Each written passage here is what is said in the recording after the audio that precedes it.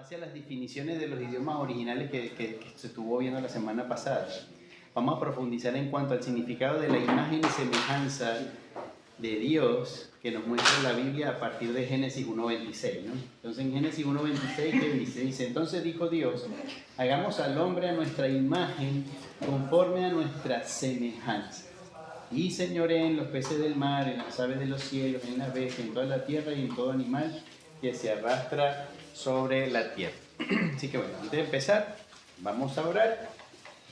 Y bueno, que el Señor ahí nos vaya ayudando en todo este montón de conceptos, de definiciones que hombres, ¿verdad?, de Dios, temerosos de Dios, escribieron y que bueno, los estamos utilizando como base para entender lo que la Biblia nos está enseñando. ¿Está bien? Oremos. Dios Todopoderoso, gracias te damos por esta mañana, gracias te damos por la oportunidad que nos das y el privilegio de aprender de ti un día más, Señor, de aprender de ti un poco más en cuanto a la imagen y semejanza, Señor, con la cual usted nos creó, a cada hombre, a cada mujer, Señor, en este mundo. ¿Qué significado tiene y qué implicación tiene para nuestra vida? Te pido, Señor, que tú nos ayudes a navegar a través de todas estas definiciones para que cada uno de nosotros pueda forjar una convicción propia, guiada por tu Espíritu, Señor, para afirmar esta verdad de que hemos sido hechos a tu imagen y semejanza y que esto implica un montón de cosas que son muy importantes, Señor, para nuestra vida, para nuestro andar diario y para nuestra devoción, alabanza y adoración a tu santo nombre. Así que guíanos, Señor, en esta mañana. Oramos en el nombre de Jesús. Amén. Dice, entonces, vamos a ver esto, ¿no? Vamos a ver la distinción entre el hombre y el resto de la creación, ¿no? Parte de lo que es ser hecho a imagen y semejanza de Dios tiene que ver con esto, ¿no? Uno de los primeros comentarios que vemos ahí en nuestra guía precisamente lo hace Erickson, no Eric. Yo supongo que Josu se habrá reído cuando leyó ahí el nombre del comentario. Erickson dice lo siguiente: la imagen de Dios en la humanidad es muy importante para que entendamos lo que nos hace humanos. O sea, hay una distinción clara en esa forma en la que Dios creó al hombre y a la mujer que lo distingue de todo lo demás creado. Si ustedes ven, ¿verdad?, en los primeros pasajes, cuando vemos la creación, Dios iba hablando. Hágase la luz, salga, sepárese las aguas de lo seco y pasaba, ¿no? Y así iba. Pero en este caso, ¿qué hizo? Bueno, tomó polvo de la tierra, ¿no? Y aunque sabemos que Dios es espíritu, usó sus manos, o así por lo menos lo describe la Escritura, de que utilizó su poder, sus manos, y se dedicó a crear esta figura, ¿sí?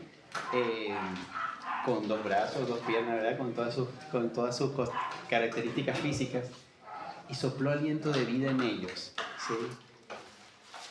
En ninguna otra criatura Dios hizo tal cosa, soplar aliento de vida. Y al soplar aliento de vida, Él estaba dando precisamente parte de su propia esencia, de su espíritu, para que este ser pudiera tener cualidades distintas a las de los animales, a las del sol, la luna, las estrellas, a todo lo que había creado. Hermoso. Sí, hermoso. O sea, bueno, eso quiere decir que somos una creación especial de Dios, ¿sí? Y eso es lindo saberlo. Y mucha gente hoy en día ignora eso. Eso implica mucho porque entonces ese creador no es un tirano que nos hizo, ¿verdad?, y nos puso en este mundo para que suframos. No. Nos hizo, ¿verdad?, con todos esos detalles maravillosos para que nosotros podamos conocerle a Él, tener una relación con Él por toda la eternidad y podamos disfrutar, ¿sí?, de tener cara a cara a ese Creador con nosotros. Hermoso. Ese fue su plan desde el principio. Por causa del pecado sabemos que eso se quebró, su creación fue quebrada también, y nuestro ser igualmente, porque nacemos con pecado.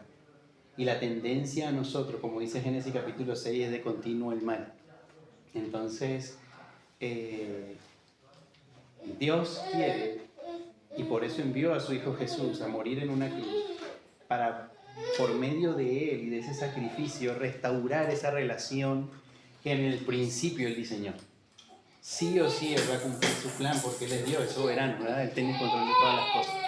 Y entonces Él erradica el pecado por medio de Jesucristo para que un día y por el resto de la eternidad podamos estar con Él. Eso es glorioso. Entonces, hemos sido hechos de una forma muy especial, con una distinción muy particular. Él continúa y dice, una expresión clave es que Dios hizo al hombre a su imagen y semejanza.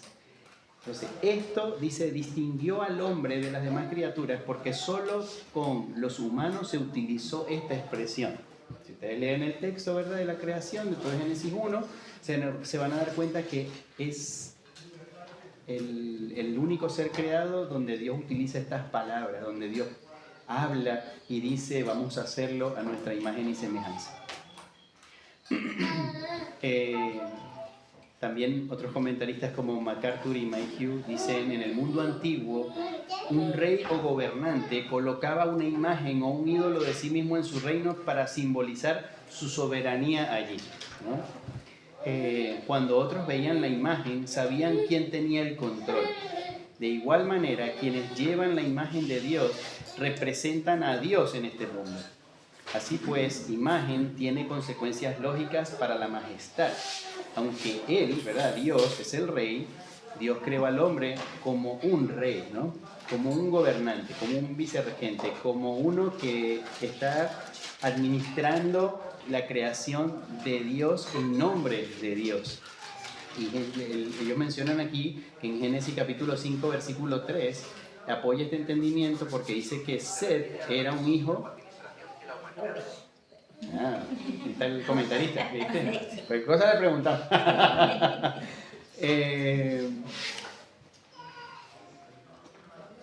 Dice que Set fue hecho a semejanza de su padre, y esa palabra semejanza está diciendo que, bueno, tiene todas esas características de ser ahora un administrador de todo lo que su padre le iba a heredar, ¿no?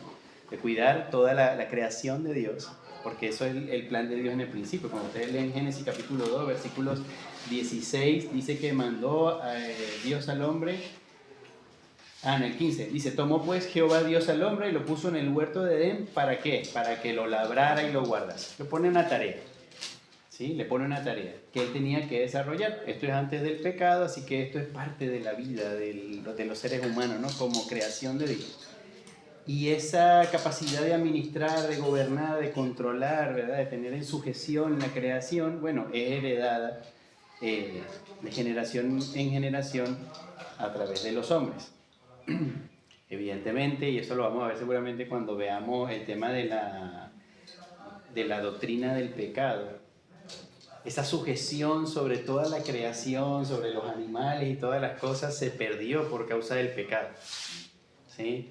Ayer escuchaba a un pastor que hablaba de eso y él decía, antes de la caída, Adán y Eva estaban con los leones, ¿verdad?, con los lobos, las cobras, las serpientes, y las tocaban y estaban con ellos de lo mejor. ¿Cómo sería el momento en el que ellos pecan, Dios los saca de ahí y ya no podían tocar al león de la misma forma? O a la serpiente. Qué susto, ¿no? ¿Qué pasó? Ahora los leones tan agresivos corren. Bueno, todo eso fue por causa del pecado. Entonces, esa capacidad de tener dominio, ¿verdad?, y ese control especial que Dios le había dado en ese momento fue quitado. Evidentemente, hoy en día uno ve hombres amaestrando animales y todas las cosas, y bueno, podemos ver que no se perdió la totalidad, pero sí gran parte, obviamente, de lo que Dios había diseñado en el principio.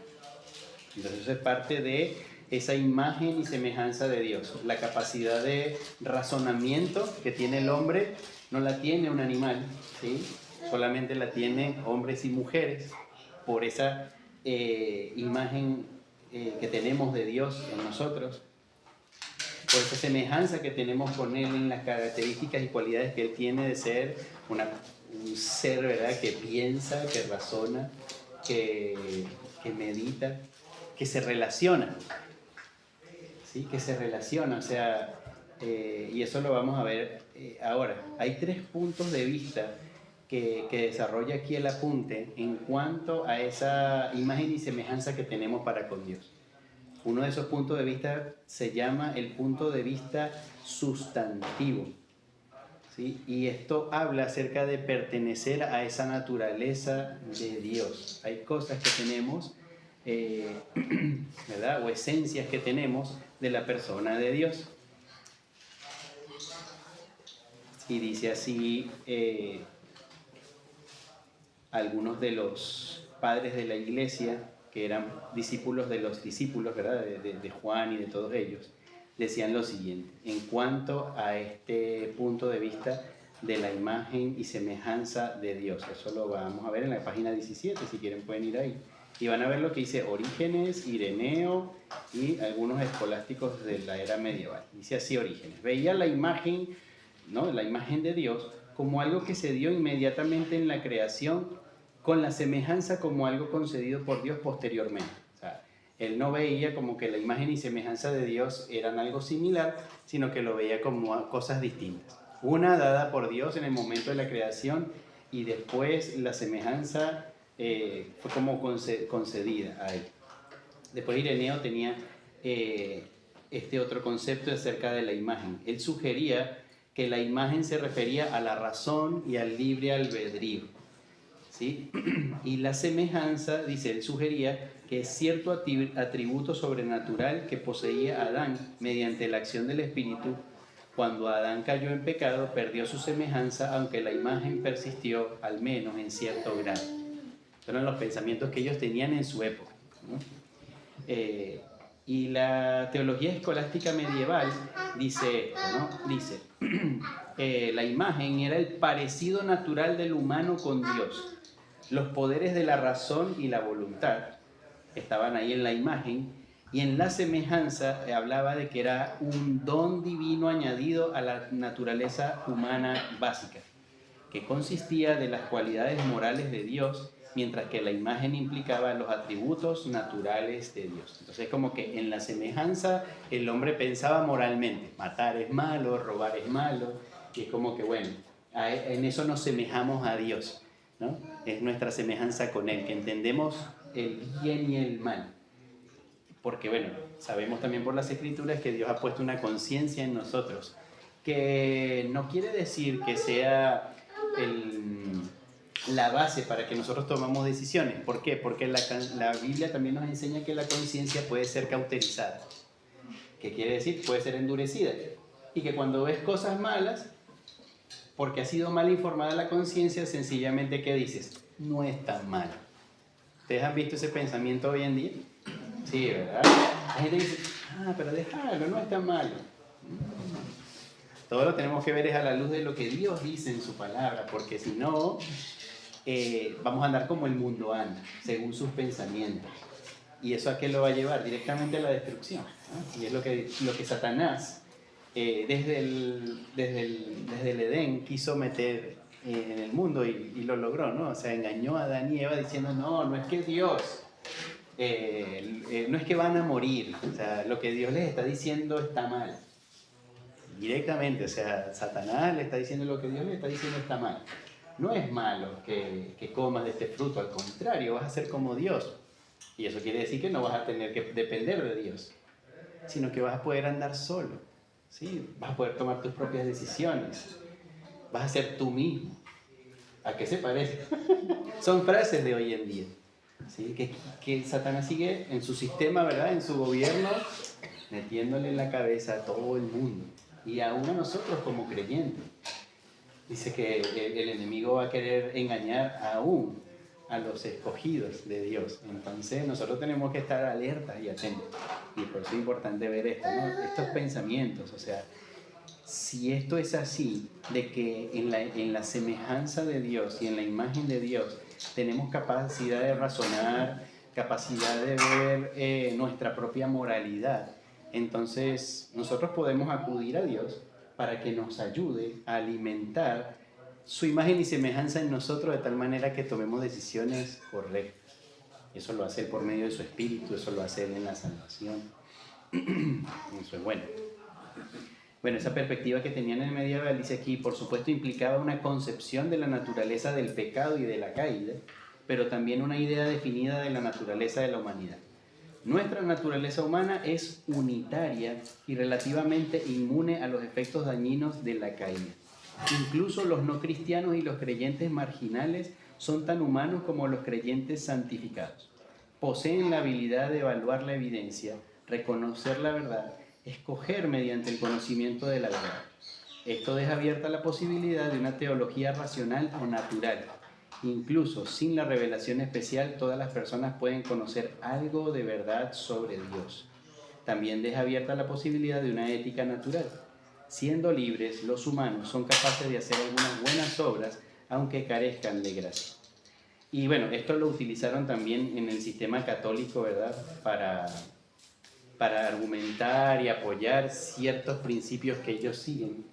Y este tipo de cosas hay que leerlas con cuidado, ¿sí? Porque él está diciendo ahí, bueno, el hombre es libre de escoger lo bueno y lo malo, y era lo que se creía en ese momento. Pero cuando uno va viendo las escrituras, uno se va dando cuenta de que el hombre por naturaleza nace con pecado en el corazón. No es que el pecado viene después, sino que ya venimos con el pecado y por eso es que pecamos. Pecamos porque ya hay una naturaleza en nosotros, ¿no? Es como el pez que está en el agua. El pez que está en el agua no sabe que está mojado, porque toda su vida, ¿dónde ha vivido? En el agua, nació en el agua, ¿verdad? Y está en el agua todo el tiempo. Y él nunca se va a enterar que está mojado a menos que lo saquen y le expliquen. Esto es como una figura, ¿no? Lo que les estoy haciendo, una comparación. Nosotros no sabemos que somos pecadores hasta que viene la verdad, ¿no? El Evangelio.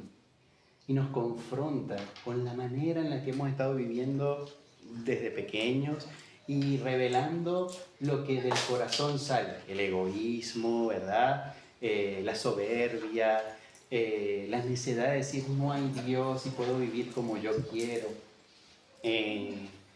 Todas esas cosas, por solamente el hecho de ser a imagen y semejanza de Dios, no las vamos a conocer a menos que se nos sean reveladas. Entonces, en base a la verdad, sí vamos a poder tomar una determinación. ¿Qué hacer? O ignorar las escrituras, ignorar a Dios, rechazarle, o sencillamente, bueno, es verdad lo que Dios está diciendo, así que necesito un Salvador, no puedo salvarme a mí mismo, y Él es el único que lo puede hacer, ¿no? Entonces, conocer esto en cuanto al hombre, saber que siendo a imagen y semejanza de Dios, tenemos capacidades, ¿verdad?, de pensar, de razonar, de meditar, no nos evita el hecho de que necesitamos rendirnos a Él y que necesitamos el Evangelio para poder ser salvos, ¿no? O sea, una revelación como la que dice Romanos capítulo 1, general, que vemos de que, bueno, vemos el sol, la luna, las estrellas y todo lo creado, ciertamente nos enseña algo de Dios. Pero por eso Dios envió a su Hijo al mundo y nos ha permitido tener su palabra para que podamos conocerle bien, de forma plena, ¿sí? De forma concreta. Podamos entender quiénes somos nosotros como hombres, ¿verdad? Caídos, contaminados por el pecado, separados de Dios por el pecado. Y Él es el único que tiene la solución para ese problema en nosotros. Y lo hace por medio de Jesucristo. Martín Lutero también pensaba lo siguiente, dice así: en cuanto a la imagen y semejanza, él entendía que esto era un paralelismo que hacían los judíos en Génesis capítulo 1, versículo 26, que la imagen y la semejanza se referían sencillamente a lo mismo, ¿no? Al hecho de que todos los aspectos y características de Dios, ¿sí?, como un ser pensante, racional, que se comunica y que se relaciona con otros, estaban puestos ahí en esa imagen y semejanza con la cual nos creó a nosotros, ¿no? Él no se complicaba mucho en separar las cosas, sino que él decía, bueno, como la literatura hebrea tiene esta particularidad de que hay muchas cosas paralelas. ¿Por qué? Porque trata de explicar, ¿sí? Si ustedes leen, por ejemplo, Proverbios o Salmos, se van a dar cuenta que a veces como que está diciendo la misma frase, ¿no? En un versículo, una y otra vez. Dices, ¿por qué? Bueno, porque él está tratando de comunicarlo lo más claro posible, tratando de usar ese paralelismo para eso.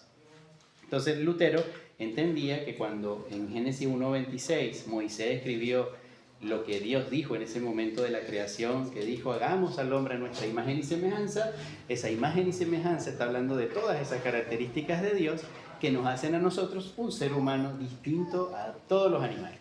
¿Sí? Y es como que otra vez se vuelve a repetir la idea, sí, o sea, siempre vamos a llegar a ese punto, y yo creo que también esa es la gracia de Dios y es el Espíritu de Dios que nos va a llevar a ese punto. ¿Por qué Dios nos hizo a su imagen y semejanza? Bueno, porque Él quería que nosotros nos pareciésemos a Él, que fuésemos distintos en toda su creación, y tiene un propósito más allá. Que nosotros podamos reflejar a ese Dios creador en este mundo y lo podamos dar a conocer. Esa era la idea. Esa era la idea.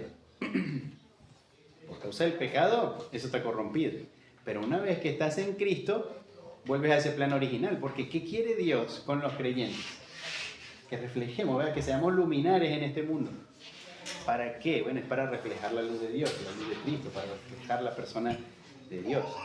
Calvino dice que adoptó un punto de vista muy similar al de Lutero.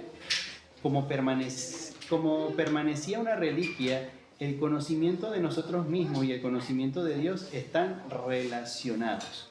Al conocernos a nosotros mismos, llegamos a conocer a Dios, ya que Él nos ha hecho a su imagen. A la inversa, llegamos a conocernos a nosotros mismos, midiéndonos frente a su santidad. Aunque todas las cosas en cierto modo muestran la imagen de Dios, los humanos lo hacemos especialmente de forma más notable por nuestra habilidad para razonar. Entonces, en cuanto a la imagen y semejanza de Dios, creo que nos ha quedado bastante claro de que la habilidad principal, lo que nos caracteriza a semejanza e imagen de Dios es ¿cuál? La capacidad de ¿qué? De razonar. Eso. Eso. O sea, no hay otro ser en este mundo que pueda hacer eso. Solamente en nosotros, los seres humanos. Ahora hay un punto de vista, ese fue el primero, fue el punto de vista sustantivo, que tiene que ver entonces con eso, con que Dios nos ha dado en su imagen y semejanza esa capacidad de razonar. Y en el punto de vista relacional, habla de dos tipos de relaciones, una relación vertical y una relación horizontal. Dice, se puede decir que los humanos están hechos a imagen o que muestran la imagen cuando establecen una relación particular que en realidad es la imagen, ¿no? Esa relación particular, habría que profundizar un poquito más en cuanto a ese punto, pero habla de que el Dios, cuando crea al hombre, precisamente lo hace para compartir con él y habla con él y se relaciona con él. Ahí en el huerto del Edén, Dios, ¿verdad? El Señor se movía ahí en el Edén y hablaba con Adán y Eva, y era común para ellos tenerlo. Cuando entra el pecado, bueno, se asustan y todas las cosas. ¿Por qué? Bueno, porque habían desobedecido a Dios, y esa inocencia que les cubría, por así decirlo, de parte de Dios, de que estaban desnudos, estaban sin ropas, pero no sentían nada de lo que hoy en día nosotros podemos sentir por causa del pecado si estamos desnudos, ¿no? Vergüenza y un montón de cosas. Pero ellos no sentían eso. Y ellos podían relacionarse de esa manera libre, en paz, ¿verdad? Tranquilos con Dios. Pero una vez que entró el pecado, eso se rompe. Sin embargo, hoy Dios, por medio de en toda la Escritura lo vemos igualmente relacionándose. Ustedes se dan cuenta en Génesis capítulo 4, cuando hablan de Caín y Abel. A pesar de que el pecado estaba ya en el mundo, Dios todavía hablaba con ellos, ¿no? Todavía no estaba la revelación, por supuesto, de las Escrituras, y por eso Dios tenía que hablar directamente. Había una relación. ¿Y Dios hablaba con los animales? No, luego en la Escritura que él estaba hablando era con el hombre, ¿sí? Había una capacidad de relación, y a su vez el hombre con Dios, ¿sí? Caín y Abel hacen, ¿verdad? Entregan sus ofrendas. Abel, la que Dios quería que le entregara, a Caín cualquier otra cosa que no era lo que Dios pedía. Y él se enojó, ¿verdad? Se sintió celoso por su hermano y va y lo va a matar. Pero antes de que eso ocurra, Dios se comunica con él, habla con él y le dice: Caín, el pecado está a la puerta. O sea, estás a punto de hacer algo de lo cual te vas a arrepentir, o deberías de arrepentirte por el resto de tus días.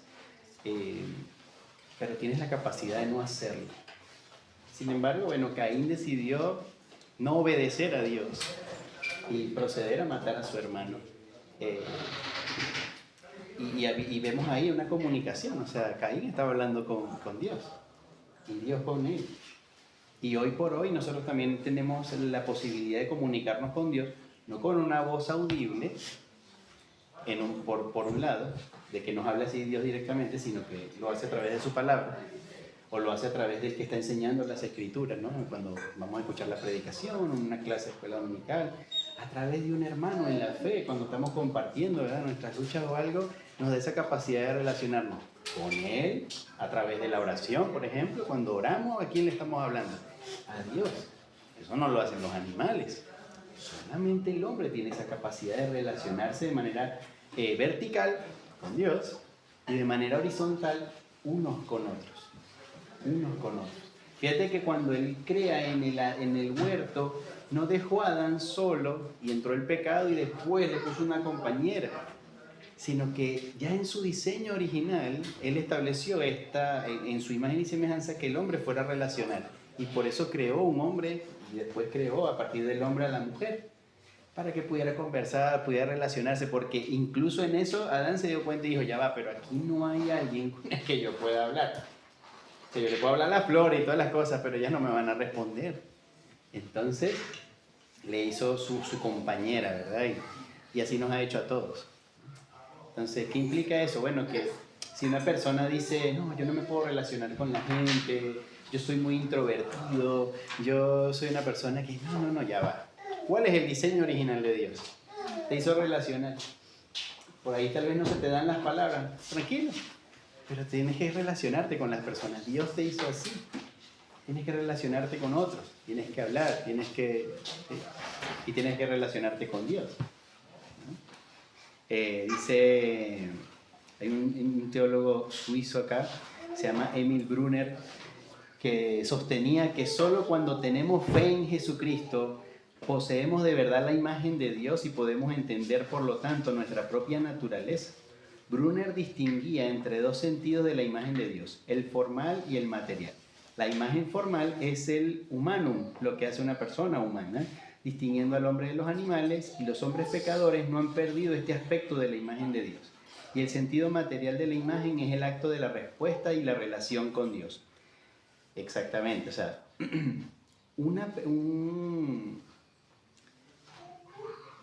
por causa del pecado, como esa relación entre Dios y el hombre se cortó, Dios en su soberanía, bueno, fue hablando con hombres y los fue llamando precisamente para que fueran cumpliendo todo su plan. Y pudiéramos tener aquí todo el relato acerca de lo que Dios haría por medio de Jesucristo. Una persona realmente es escuchada por Dios, ¿verdad?, en el momento de la oración, si es un hijo de Dios, ¿sí? En este mundo existen un montón de religiones que están buscando, ¿verdad?, un camino hacia un Dios que satisfaga sus deseos, ¿sí?, pero no hacia el Dios verdadero, porque el Dios verdadero se ha revelado por medio de las Escrituras para nosotros. Y uno entendiendo eso, uno dice: bueno, yo que soy un creyente, ¿verdad?, que he sido salvo por la gracia de Dios, tengo la capacidad de poderme comunicar realmente con Dios, porque tengo una persona que está allá arriba en los cielos, a la diestra del Dios Padre, que intercede por mí. ¿Y por qué lo hace? Bueno, porque me rescató, me salvó, ¿verdad?, me hizo su hijo. Entonces, solamente los que hemos sido salvados por la gracia de Dios podemos tener una relación con Dios. Y eso implica bastante. ¿Por qué? Porque hay gente que clama a Dios por cosas. Dios, en esa gracia común para todos, puede obrar, pero no va a ser lo mismo, porque hay algo que lo separa a esa persona que no tiene a Cristo de Dios, y es el pecado. Entonces, ¿qué está diciendo ahí? Bueno, el hecho de que de que haya pecado en el hombre no le permite tener una relación con Dios. Y por eso Dios proveyó a su Hijo Jesús, para que por medio de él esa relación volviera otra vez. Entonces, eso es importante, porque podríamos leer y decir, bueno, Dios quiere tener una relación con el hombre, todas las cosas, pero si yo no veo desde el punto de vista de lo que ha pasado por el pecado, podría decir, ¿verdad? Entonces, ¿para qué necesito a Cristo si puedo comunicarme con Dios de la misma forma que un cristiano dice hacerlo? Entonces, no, la distinción es bastante clara. Dios creó al hombre en el principio a su imagen y semejanza, con ese sentido relacional, pero por causa del pecado esa relación se rompió. ¿Qué necesitamos para restaurar esa relación? A Cristo. No hay otra cosa. ¿Sí? En palabras bien prácticas y sencillas, ya las conocemos, pero es bueno siempre recordarlo.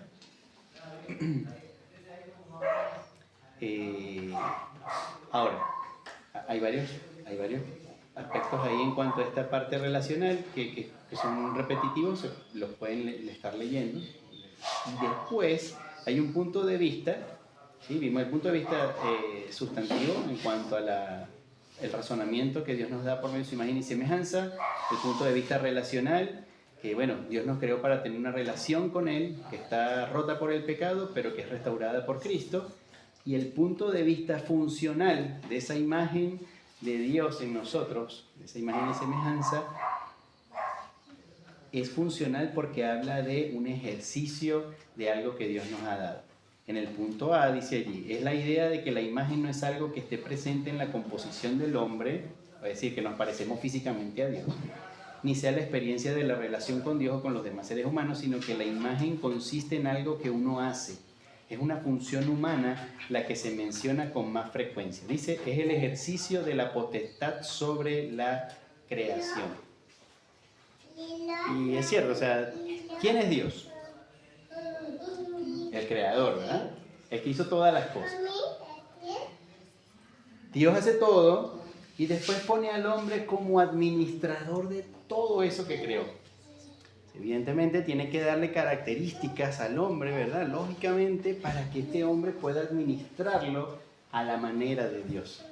No como él quiere, ojo, sino que lo administre a la manera de Dios. Entonces tú dices, bueno, por eso necesitaba el hombre una relación con Dios, porque ¿quién es el que tiene todo el conocimiento para administrar este mundo como Dios quiere? Solo Dios. Ya, no hay otro. Por eso el hombre necesitaba tener esa capacidad de relación con Dios para entonces ejercer potestad sobre la creación en base a esos principios de Dios. ¿Sí? Génesis 1:26 dice, hagamos al hombre a nuestra imagen conforme a nuestra semejanza, está seguido inmediatamente de y tenga potestad sobre los peces del mar y todo. ¿Sí? Y esa potestad está hablando de eso, o sea, hacer un ejercicio de dominio sobre todas las cosas. Se considera entonces que ejercer la potestad es el contenido de la imagen de Dios. La imagen de Dios en realidad es la imagen de Dios como Señor. Esa palabra Señor sabemos, ¿verdad?, que es el dueño y amo de todo el universo. ¿Sí? La palabra Kurios en el griego y en la del hebreo trata de lo mismo, o sea, que es dueño, controla todas las cosas. Un respaldo mayor para esto se deriva del Salmo 8, versículos 5 y 6, donde él dice, hablando acerca del hombre, él dice, le has hecho poco menor que los ángeles. Y le has hecho poco menor que los ángeles y lo coronaste de gloria y de honra. Le hiciste señorear sobre las obras de tus manos. Todo lo pusiste debajo de sus pies, ¿no? Entonces, el salmista, ¿verdad?, estaba hablando ahí teología. Está hablando antropología bíblica, diciendo, bueno, Dios creó al hombre para que administre todo eso, ¿no? Y todas las cosas de la creación la ha puesto bajo sus pies. Aunque por supuesto es hecho un poco menor que los ángeles, que eso es otra teología, ¿no?, aparte.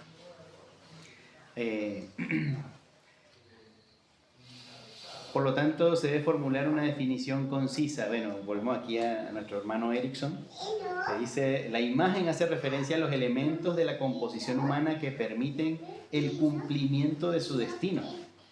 La imagen son las cualidades de la personalidad que hace que los humanos, como Dios, puedan relacionarse con otras personas, sean capaces de pensar y reflexionar y de tener voluntad propia, ¿no? Entonces ya la definición va quedando como mucho más clara al entender todos estos aspectos de la imagen y semejanza de Dios que hombres, ¿verdad?, temerosos de Dios han ido desarrollando y que uno lo puede ir viendo a la luz de las Escrituras. Schaffer también dice esto: la Escritura nunca habla de la imagen divina en el hombre, sino que siempre dice que el hombre fue hecho a imagen de Dios. Esto indica un profundo principio del pensamiento bíblico. Presupone a Dios para poder explicar al hombre, es decir, necesitamos a Dios, conocer a Dios, para poder explicar al hombre. Así que con la expresión imagen divina no se refiere a aquellos elementos que hay en el hombre de los cuales puede deducirse una idea de Dios, sino al contrario, a aquellos aspectos del ser divino de los cuales el hombre es una copia. Eso está relacionado a lo mismo, ¿no? Imagen y semejanza, el razonamiento, la capacidad de relacionarse, la capacidad de ejercer dominio. Hay otros comentaristas más. Allí, había uno que quería...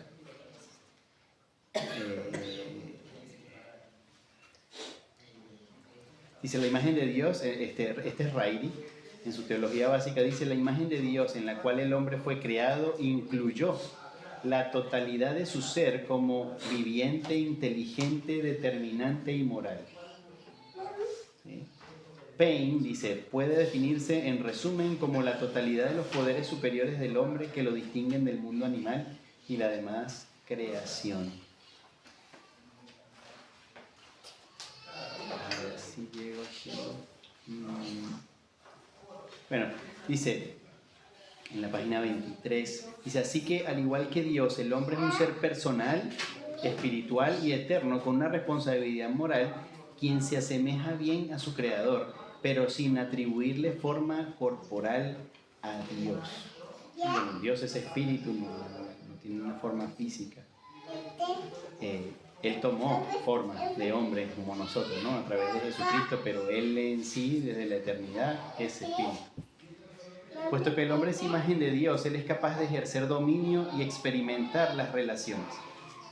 Según Génesis 1, 26 a 28, el hombre se hace a imagen de Dios y después se encarga con señorear y sojugar la tierra y ser en una relación. Ok, aquí va. Dice: la imagen también podría vincularse, al final en página 23, dice: la imagen también podría vincularse a la humanidad de la persona y la personalidad y a las potencias para relacionar y operar. Podría conectarse con el pensamiento y el razonamiento. Grudem, que también es un teólogo, puede ser el más cercano cuando dice: toda forma en que el hombre es como Dios es parte del hecho de ser a la imagen y semejanza de Dios. Todo lo que hace una persona humana se relaciona con esa imagen de Dios. Hay unos pasajes en las Escrituras que, hablando de esto de que el hombre es hecho a la imagen de Dios, que no es Dios, ¿no?, como Dios mismo, pero que en un sentido, en los pasajes se menciona al hombre como Dios. Yo no sé si ustedes los han leído, pero si ustedes leen, por ejemplo, ahí, ¿quién me ayuda buscando el Salmo 82, versículo 6? Y Juan, capítulo 10, versículo 34. Que lo tenga ahí, lo puede leer. Salmos 82, 6. Yo dije: vosotros sois dioses y todos vosotros hijos del Altísimo. Ajá, ¿lo puede leer de nuevo, Mary? Yo dije: vosotros sois dioses y todos vosotros hijos del Altísimo. Muy bien. ¿Y Juan 10, 34? Jesús les respondió: ¿no está escrito en vuestra ley: yo dije, dioses sois? Muy bien. Ahí, porque Jesús estaba ahí, ¿verdad?,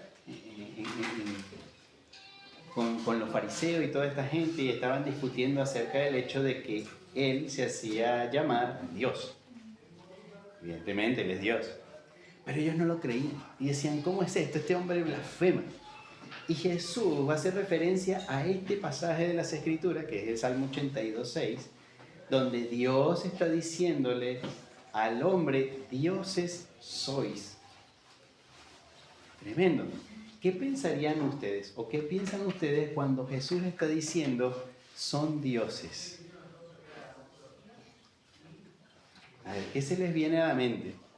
Está diciendo ahí en el versículo que dice que el hombre fue creado en imagen de Dios. Ok, ¿qué más? A ver.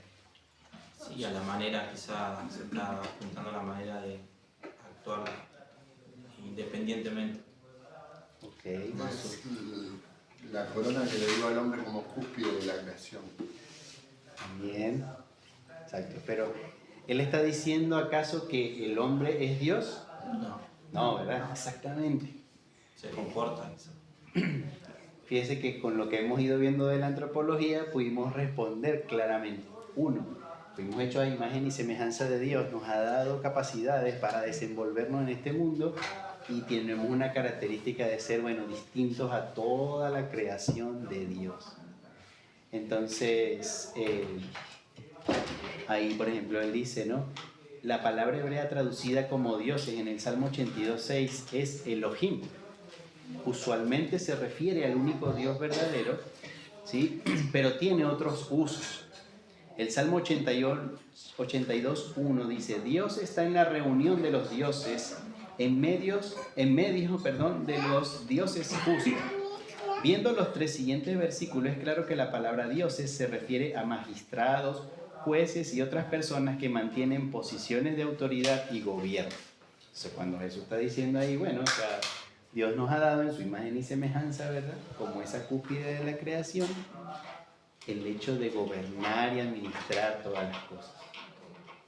Entonces, el llamar a un humano Dios indica tres cosas. Él tiene autoridad sobre otros seres humanos, tiene el poder que ejerce como una autoridad civil es para ser temido, ¿verdad? Y honrado, y él recibe su poder y autoridad ¿de quién? De Dios mismo. Sí, uno lo puede ver en el Nuevo Testamento, ahora no recuerdo exactamente, pero precisamente Pablo le explica a la gente que, tenemos autoridades. Y Jesús mismo le dice al que... Poncio Pilato. Él va y le pregunta y le dice, ¿acaso yo no tengo el poder para librarte de esta muerte que vas a tener y todas las cosas? ¿Y qué le dice Jesús? Toda la autoridad que tú tienes no es tuya, sino que Dios te la dio. ¿Sí? Así que Jesús estaba sometido a su Padre y sabía que su muerte no era porque la estaban procurando todos ellos. Esto era plan de Dios desde el principio. Y Dios iba a ejecutar su plan. Él incluso, ¿a quién clamó Jesús realmente para que si fuese posible pasar a la copa? Al Padre. Él era el único que tenía la potestad de cambiar ese plan. Pero Jesús se sometió a su Padre diciendo, pero que se haga tu voluntad y no la mía. Fíjate que no fue a Pilato. Pilato, está bien, tú que tienes el poder, líbrame. La autoridad es de Dios, toda la autoridad es de Él, y Él se la delega al hombre. Y esto es lo que le estaba tratando de enseñar Jesús allí a esos discípulos. Pero quería hacer esa pregunta porque yo había leído este pasaje y yo decía, ¿qué significa? ¿Qué quiere decir? Y está muy relacionado con esto que estamos aprendiendo, conocer esta antropología de la Biblia acerca de quién es el hombre y cómo Dios lo ve y lo que le otorgó al hombre para que haga, nos ayuda a tener claridad incluso en pasajes como este. Muy bien.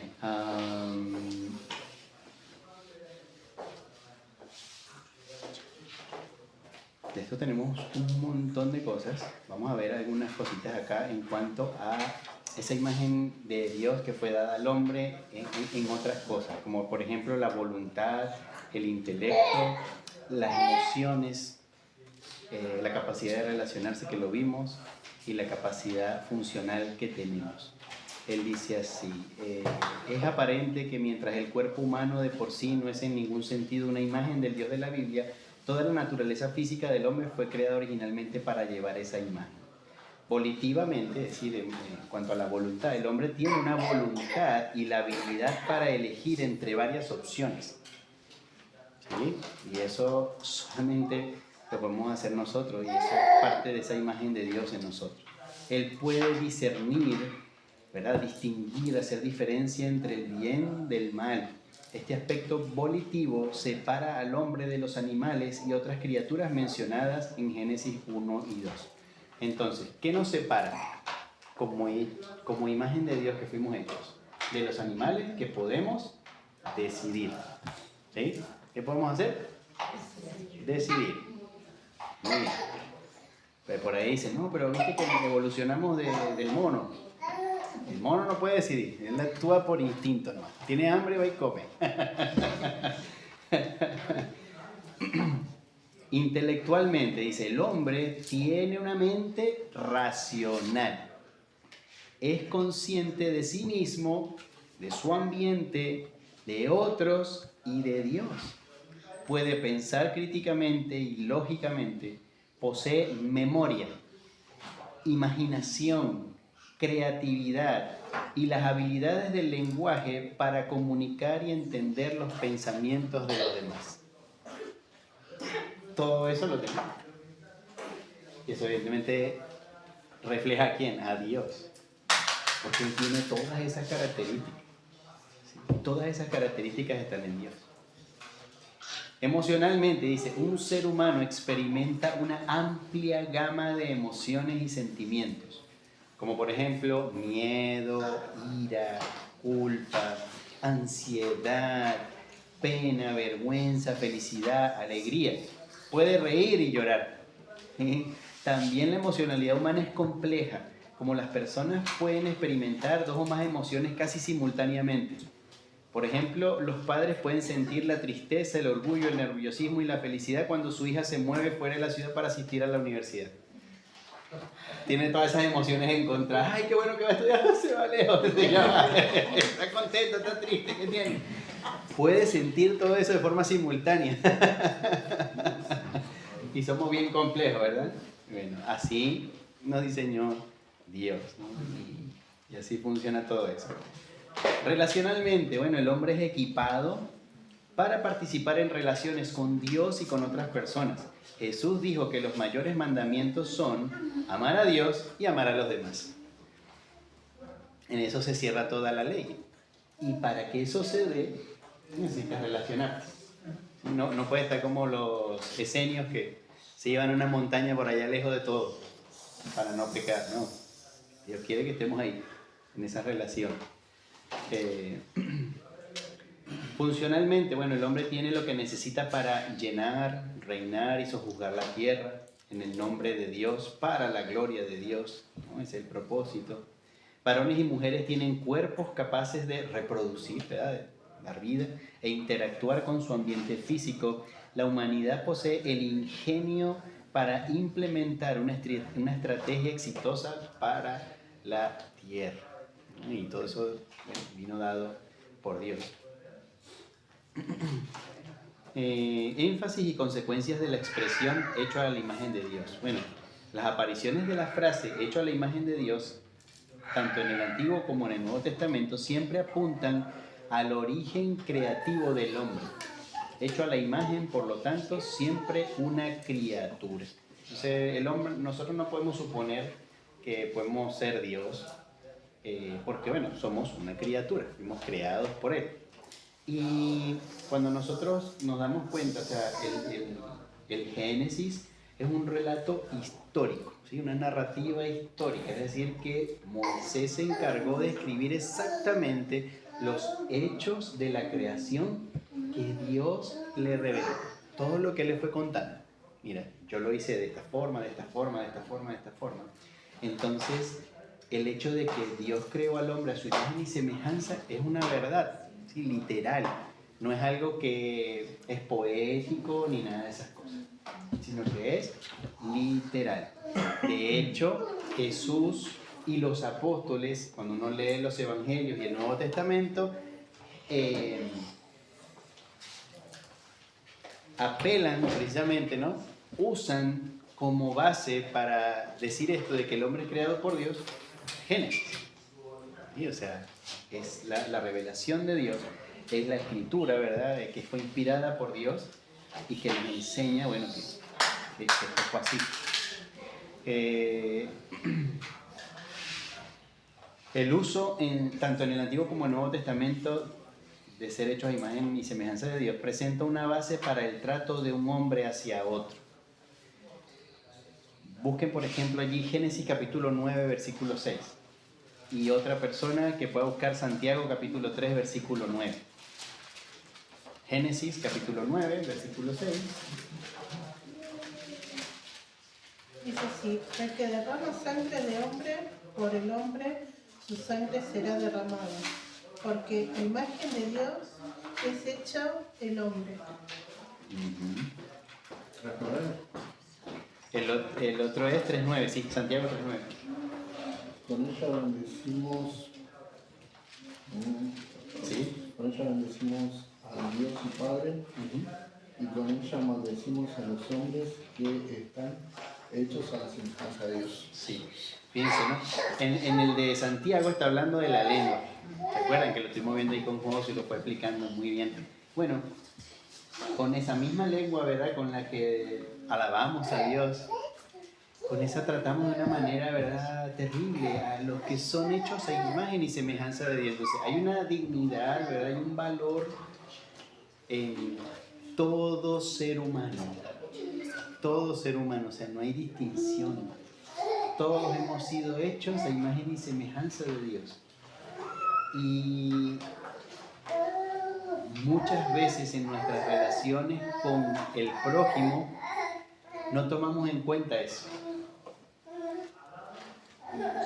Y entonces vemos a otros como inferiores, como ignorantes, como de formas despectivas.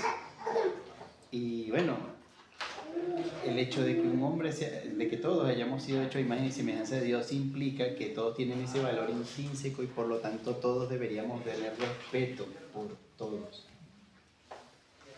Y hoy en día eso es un tema tremendo. O sea, uno lo ve en el mundo, como la gente, ¿verdad? Unos se matan a otros, como lo mostraba Génesis 9:6, y está diciendo, bueno, el hombre que mate a otro va a morir también de la misma forma.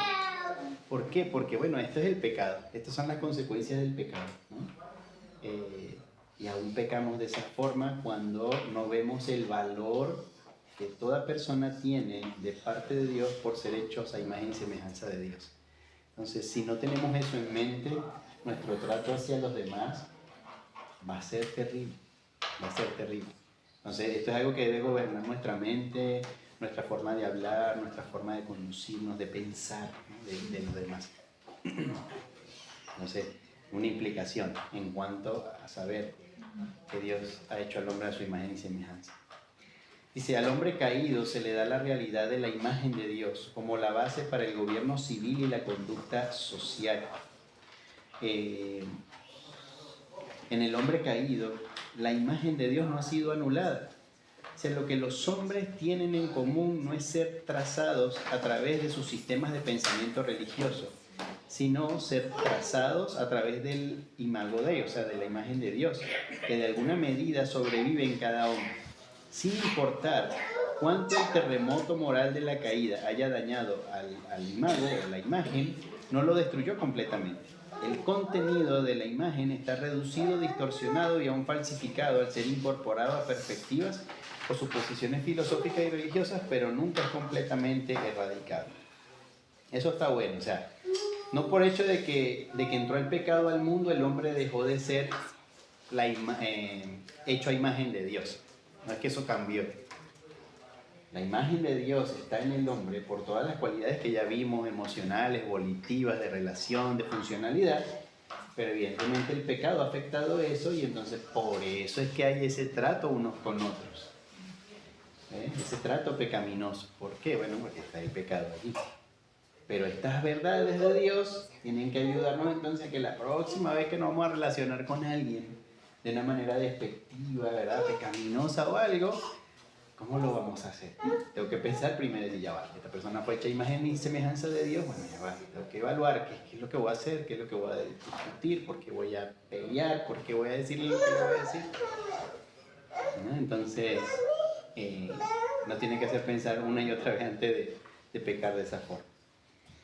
El hombre obviamente tiene mucho valor cuando es comparado con otras criaturas. Por ejemplo, si ustedes leen Mateo capítulo 10, versículo 31, creo que nos compara ahí con las aves del cielo. El Señor Jesús, ¿verdad? Que nos dice que, bueno, no estemos ansiosos por las cosas, porque si Él cuida de las aves, cuidará también de nosotros, dice así Mateo 10, 31. Así que no temáis, más valéis vosotros que muchos pajarillos. El hombre por sí es valioso para Dios. Mateo 12, 12 dice, pues ¿cuánto más vale un hombre que una oveja? Por consiguiente es lícito hacer el bien en los días de reposo. Porque le estaban acusando de que sanaba a hombres en el día de reposo, personas en el día de reposo. Y le dice, bueno, ¿y si un asno que tú tengas en tu propiedad se cae en un pozo en el día de reposo? ¿Qué hace? Bueno, lo sacamos, Señor, ¿verdad? Entonces, no vale más un hombre, no vale más este hombre que le ha curado la mano seca que tenía. El hombre vale mucho más que el animalito. A la luz de las enseñanzas actuales se puede preguntar, este relato de Génesis, ¿no? ¿En algún momento permite sacar la conclusión del hombre como un Dios pequeño? El mormonismo piensa eso, que el hombre es un Dios pequeño. Pero por eso fue que yo llegué a esa pregunta. Porque yo decía, pero si Jesús dice dioses sois, si lo veo de forma superficial, pensaría que se está refiriendo a que somos Dios. Pero no es así. Él se está refiriendo a que como fue hecho imagen y semejanza, tiene autoridad sobre las cosas. Entonces, pensar y declararse a uno mismo divino o un Dios pequeño es un gran mal, ¿no? Es un grave mal del uso de la imagen de Dios. En ningún lugar de la Biblia se le declara al hombre un Dios pequeño, ¿sí? Así que eso nos queda claro. Segunda pregunta. ¿Este uso permite autodeclaraciones de grandeza y significancia? Por ejemplo, el movimiento de la autoestima, ¿no?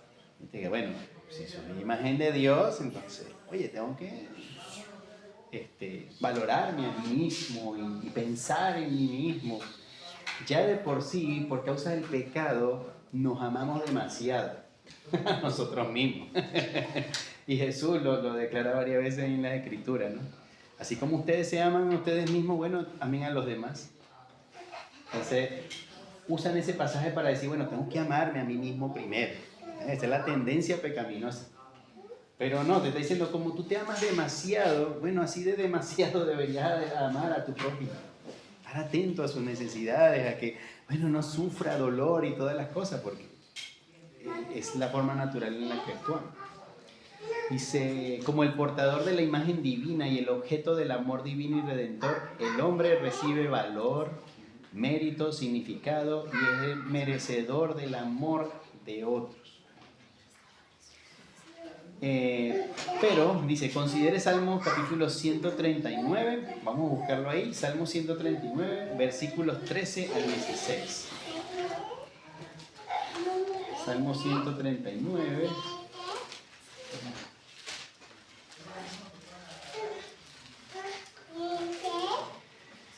Versículos 13 al 16. El que lo tenga ahí lo puede leer en voz alta. Porque tú formaste mis entrañas, tú me hiciste en el vientre de mi madre. Te alabaré, porque formidables maravillas son tus obras. Estoy maravillado, y mi alma lo sabe muy bien.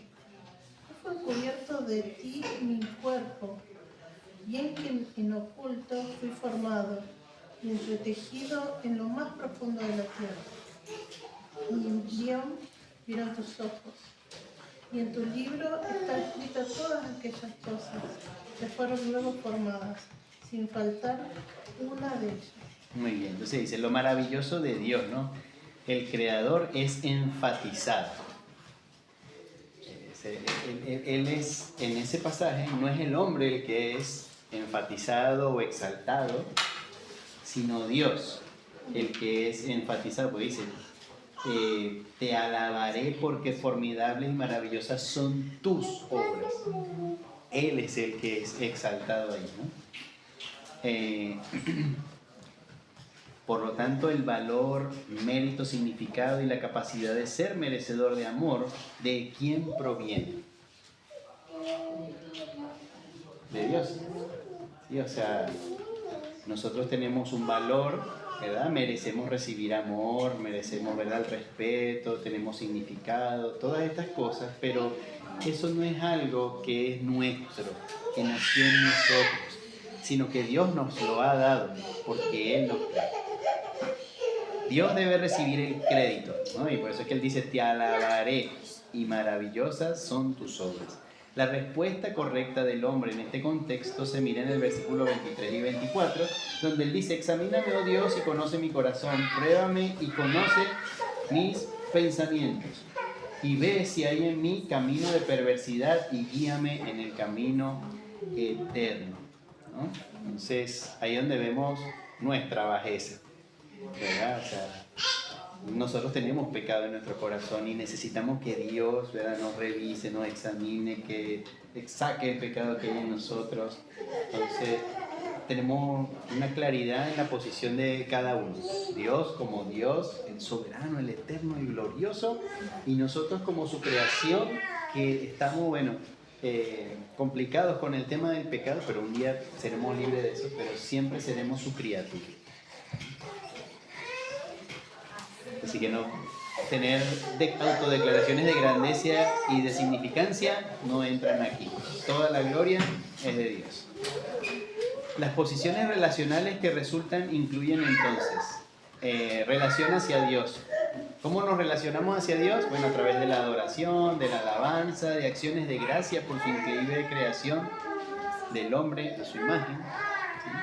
Hacia otros, bueno, mostramos amor y humildad hacia otras criaturas hechos a la imagen de Dios, es decir, hacia las personas que nos rodean.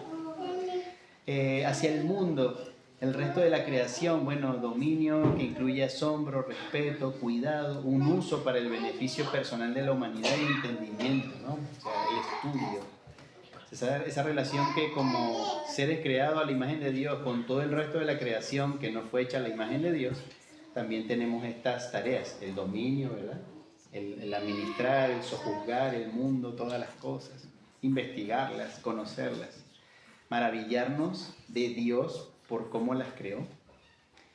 Y otra posición relacional dice una perspectiva para el pensamiento personal.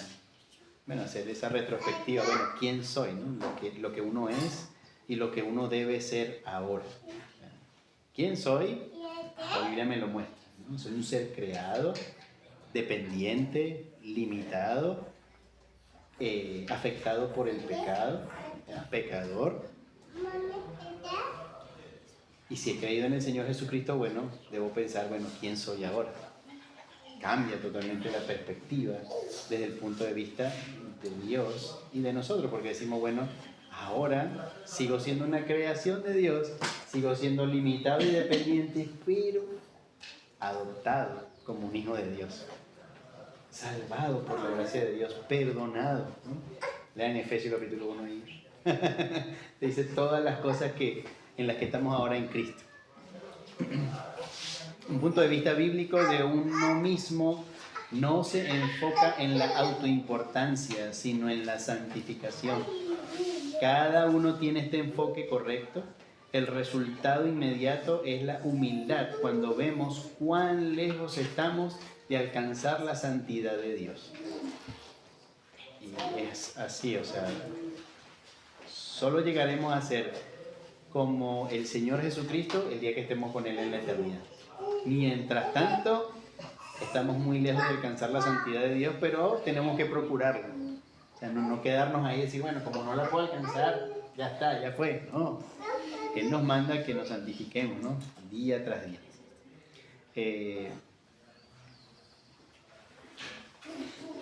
Muy bien. Las implicaciones del hecho de que los seres humanos son creados a la imagen de Dios. Dice, la imagen de Dios existe en cada persona, hombres y mujeres igualmente. Según Génesis 1, 26 al 28, el hombre tiene tarea para cumplir. Primero tiene que multiplicarse y llenar la tierra. Desde el principio el plan de Dios ha involucrado más que simplemente a Adán y Eva. involucra a sus hijos, su descendencia. Adán y Eva fueron hechos para producir a otros portadores de la imagen que también compartirían sus responsabilidades dadas por Dios.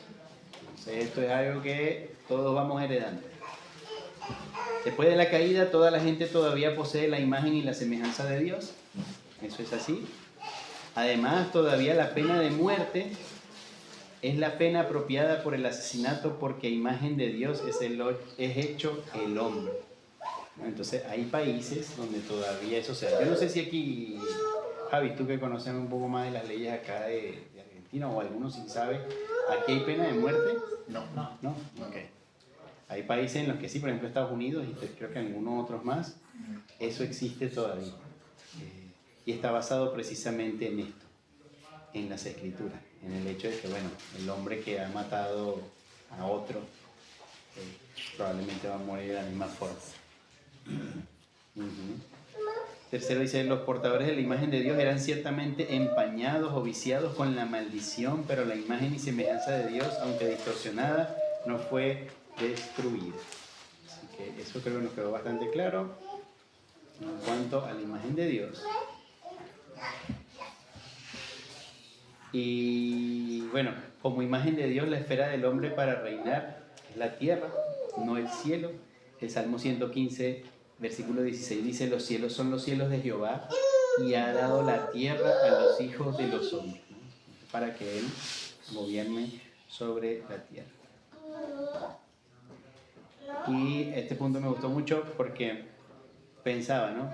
Cuando Dios, durante todo el Antiguo Testamento, hasta antes de la venida del Señor Jesucristo, no se le había visto de una forma corporal. Se había visto al ángel de Jehová, se había visto esas apariciones previas de Jesús, ¿no? Espirituales, donde los hombres pudieron verle, pero de forma corporal, tangible, no había ocurrido, hasta que, bueno, Dios envió a su Hijo Jesús a este mundo, ¿no? Dándole un cuerpo, y creció, ¿verdad? Y se desarrolló como un hombre. Y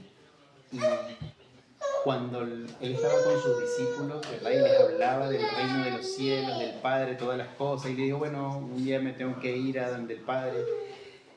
Y ellos querían creer en Él y confiar en Él. Y uno de los discípulos le dice, bueno, Señor, muéstranos al Padre. Y con eso, esto es suficiente para nosotros. ¿Y Jesús qué le respondió? Hace tanto tiempo que están conmigo y no han visto al Padre. Porque el Padre y Él son uno solo. Entonces, físicamente hablando, tenían ahí al Padre delante de ellos. O sea, tenían a Jesús representando, mostrando, siendo el ícono, la imagen, el carácter que reflejaba de manera perfecta a su Padre.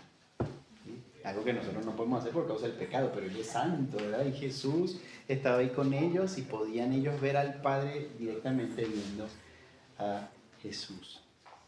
Entonces, es Jesús en quien se revela perfectamente la persona de Dios.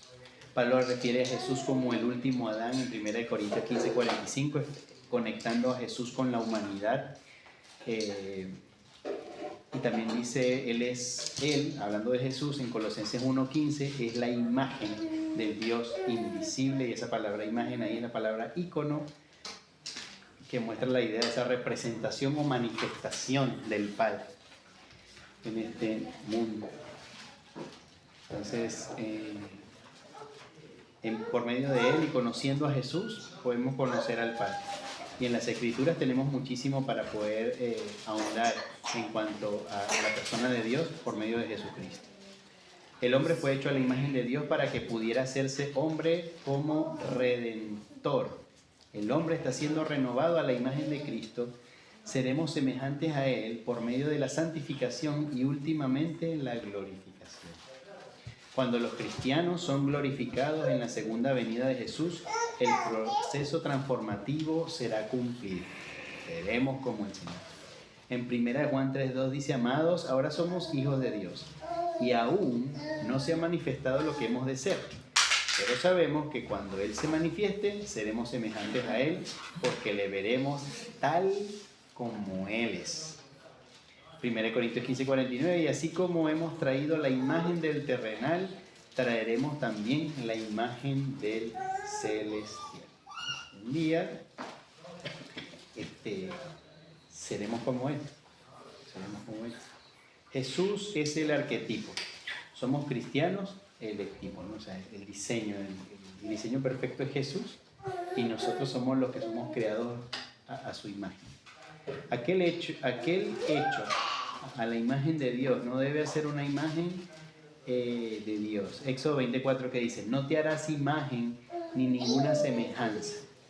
¿A qué pues haréis semejante a Dios o qué imagen le compondréis? Preguntaba Isaías en capítulo 40, versículo 18. Entonces, todo este tema en cuanto a la imagen de Dios, yo creo que lo podemos resumir en esto. Fuimos o somos hechos a imagen y semejanza de Dios. ¿Y qué es lo que permite que sepa que eso es verdad? Bueno, tengo características que solamente están en Dios, como por ejemplo, la voluntad, las emociones, muy bien, el razonamiento, ¿sí? El intelecto. Eso, tenemos todas esas capacidades. Y todo eso nos los ha dado Dios para que le llevemos gloria a Él. ¿No? Es el propósito final, para que le llevemos gloria a Dios. Y bueno, hay que pedirle al Señor que nos ayude a que esto lo podamos como internalizar, abrazar. ¿Para qué? Para que nos ayude en nuestra santificación. Porque como decía, o sea, si nosotros debemos ver en las personas a nuestro alrededor la imagen de Dios, antes de, ¿verdad? de tratarles como les tratamos muchas veces, bueno, que el Señor nos ayude, ¿no? A recordar esta verdad. Bueno, todos son hechos a imagen y semejanza de Dios, entonces no debo despreciarles. Algo que me pasaba particularmente, el hecho de ver, por ejemplo, gente en la calle. Sí, viste, sin un hogar, tirados ahí en el suelo, o sumidos en vicios, en cosas. Ellos también tienen la imagen de Dios. Y uno muchas veces lo que hace es despreciarlos, ¿no? O decir, bueno, mira, tomó malas decisiones y juzgar. Pero bueno, creo que esto nos debe ayudar precisamente a, bueno, Señor, ¿sabes? Qué lamentable ver que personas que tienen tu imagen están en esta situación. El único que los puede sacar de esa condición precisamente es Dios. Necesitan el Evangelio, necesitan de Cristo. Y somos nosotros los creyentes los que tenemos que estar dispuestos a llevar el Evangelio a estas personas. Porque somos los que tenemos el Evangelio. Otro no lo va a hacer.